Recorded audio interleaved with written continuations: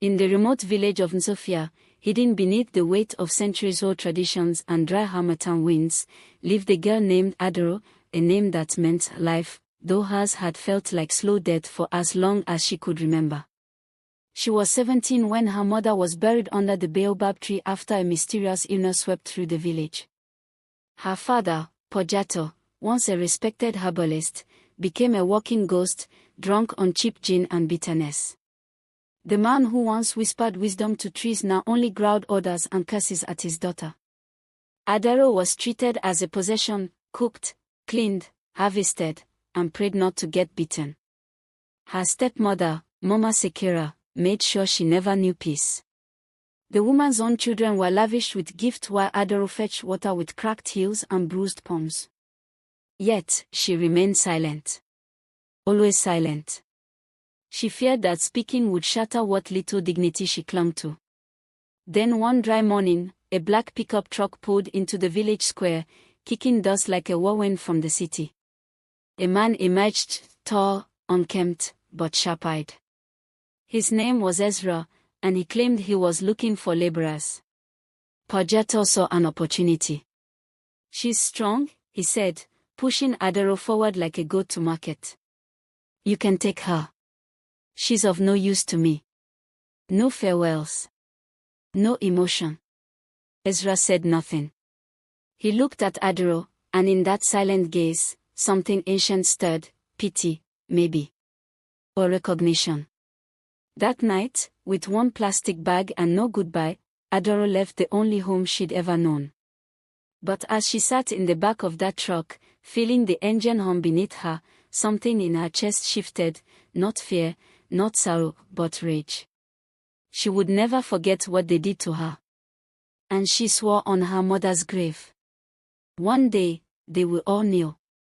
Adero is sold by her father to a strange man from the city. Her vow for vengeance begins. The city was a world Adero never imagined. Blinding lights, honking horns, and people who moved like time was chasing them. Ezra barely spoke during the journey.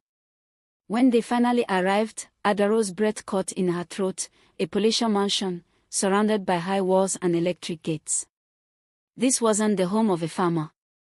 It was something else. Ezra led her to the servants' quarters tucked behind the main house. "You'll be working for Madam Kem," he said. "Keep to your chores, avoid trouble, and never speak unless spoken to." Madam Kem was elegant, cold, and commanding. Her daughter, Leora, was the embodiment of beauty and poison. And then there was Elias, her son, quiet, well-read, and distant, but with a look in his eyes Adero recognized, pain. In the weeks that followed, Adero scrubbed marble floors and served tea in gold-rimmed cups. But she also watched, listened, and she learned. Ezra wasn't just a driver. He was Madam Kem's fixer. The mansion wasn't just a home, it was a hub for political deals, shady real estate, and secret worth killing for. One night, Adero overheard something in a heated argument between Kem and Ezra. "The girl's father owed us. She's the collateral." Adero didn't sleep that night. She realized she wasn't just a servant. She was a pawn in something far bigger. But pawns can become queens. Elias began talking to her, slowly, gently. He asked about her village, her dreams. Unlike the others, he saw her as a person, not a tool. Adero told him fragments of her story, leaving out the rage that festered beneath her calm. One day, while cleaning Madam Kem's private study, Adero found a locked drawer slightly ajar. Inside, documents, photos, and a file with her name. She read enough to piece it together. Her father owed money to Madam Kem's network. She was given in exchange for protection, but what kind? There was a bank account linked to her mother's name. A fortune. Adero ran to Elias, showing him the papers. He looked pale. This is your inheritance." They lied. "Your mother didn't die poor. She was murdered for this money." The betrayal was complete. Adero made a choice. No more silence. Help me, she said to Elias. I want it all back. And I want them to pay. He hesitated, but nodded. Together, they would unravel everything. Madame Kem grew suspicious. Liara, jealous and arrogant, planted a tracker in Adero's apron and overheard a conversation with Elias. That night, Ezra cornered Adero. You think we don't know what you're doing? Be careful. Or you'll end up like your mother. Adero smiled. Then let me die screaming. I've been silent too long. The next day, Madame Kem accused her of theft and ordered her arrested. But Elias intervened. In front of the entire household, he declared. She is the rightful heir to her mother's estate. I have proof. The room froze. Nkem slapped him. You would betray your own mother for this rat. No, Elias replied. I'm standing with truth, for once in this cursed house. Word spread fast. Adero's story hit blogs and news platforms. Servant girl claims multi-million estate and accuses elite matron of conspiracy. Activists rallied behind her. Lawyers called. Madame Kem's empire began to crumble. One by one, her clients vanished. Ezra disappeared into the shadows. Then, the mansion caught fire. Adero escaped. Barefoot, crying, but not broken.